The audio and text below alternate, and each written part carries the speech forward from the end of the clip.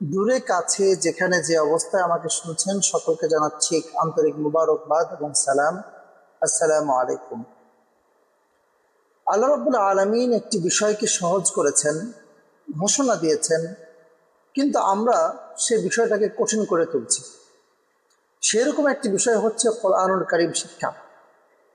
আল্লাহ রাব্বুল আলামিন কোরআনুল কারীমের মধ্যে বলেছেন, ওয়ালাকাদ ইয়াসসারনাল কুরআনা লিযিকরি ফাহাল মিন মুদ্দাকির।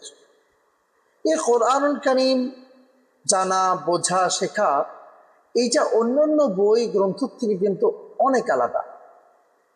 অন্যান্য ভাষার চাইতে অনেক ভিন্নতা রয়েছে এর মধ্যে। আপনি ইংলিশ লিটারেচার বলেন, বাংলা পয়েম বলেন, অথবা গদ্য পদ্য যাই বলেন না কেন, সেটা শিক্ষা করা আর কোরআনুল কারীম শেখা, দুইটার মধ্যে কোনো মিল পাবেন না। এটার কারণটা হচ্ছে, এ কোরআনুল কারীম হচ্ছে ঐশী বাণী, মহান আল্লাহ রাব্বুল আলামিনের বাণী।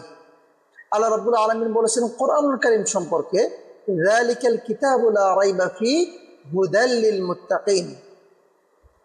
কোরআনুল কারীম তো সেই কিতাব যা মুত্তাকিদের জন্য হেদায়েত প্রাপ্ত। লা রাইবা ফি, এর মধ্যে কোনো ধরনের কোনো সন্দেহের অবকাশটুকু নেই। তাহলে কোরআনুল কারীম শিক্ষার ব্যাপারে আমরা এত উদাসীন কেন? আমরা কোরআনুল কারীম শিক্ষাটাকে এত কমভাবে, এত হালকাভাবে নিয়েছি কেন? এটির বড় কারণ হচ্ছে আমাদের মাথার উপরে চাপিয়ে দেওয়া পশ্চিমাদের একটা ছোট্ট বুলি। পৃথিবীতে চলতে গেলে তোমাকে জাগতিক জ্ঞানের প্রয়োজন রয়েছে, কিন্তু আমরা মাঝে মাঝে ভুলে যাই যে আমাদেরকে একদিন আল্লাহর কাছেও যেতে হবে, আমাদেরকে একদিন পৃথিবী ছেড়েও যেতে হবে।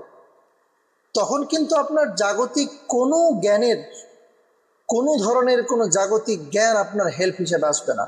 হ্যাঁ, আসবে। সেটি হচ্ছে আপনি যদি পৃথিবীর বুকে কোরআন সুন্নাহ এর আলোকে কাউকে কোনো ভালো বিষয় শিখিয়ে যান, যেটা আপনার সাদাকায়ে জারিয়া হয়ে যাবে। আপনি মানুষের জন্য উপকারকৃত কোনো কাজ যদি করে যান, সেটা সাদাকা হয়ে যাবে। কিন্তু আপনি চিন্তা করলেন যে কোরআন সুন্নাহ এটা তো ছোটকালের একটা বিষয়, আমরা ছোটকালে যা শিখেছি তাই, আর এটার দরকার নাই। আমরা যত বড় হচ্ছে, দিন দিন পৃথিবী আপডেট হচ্ছে, আমার সন্তানদেরকে আমাদেরকে ডাক্তার বানাতে হবে, ইঞ্জিনিয়ার বানাতে হবে, অথবা বড় বড় কোনো বিষয় বানাতে হবে। কোনো সমস্যা না, আপনি বানাতে পারেন। কিন্তু আপনি কি এটা একবার চিন্তা করলেন যে আপনি যখন মৃত্যুবরণ করবেন, আপনি যখন পৃথিবী থেকে চলে যাবেন, এই সন্তান, এই স্ত্রী, এই বাড়িঘর, এই জমি জামা, এই যাবতীয় বিষয় আপনার কোনো কাজে আসবে কিনা? আপনার জন্য যেটি কাজে আসবে সেটা হচ্ছে আপনার নেক্সট সন্তান। আপনার জন্য যেটি কাজে আসবে সেটা হচ্ছে আপনার নেক আমল।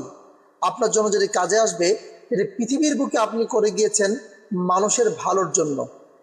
যে সকল কাজে আপনি সাদাকা পাবেন, যে সকল কাজে আপনি একটা বেনিফিট পাবেন পরকালের জন্য।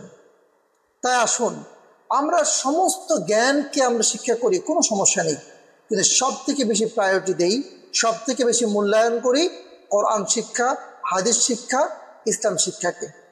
আল্লাহ রাব্বুল আলামিন যেন আমাদের যাবতীয় বিষয়গুলোকে সহজ করে দেন। আমিন। আসসালামু আলাইকুম ওয়া রাহমাতুল্লাহি ওয়া বারাকাতুহু।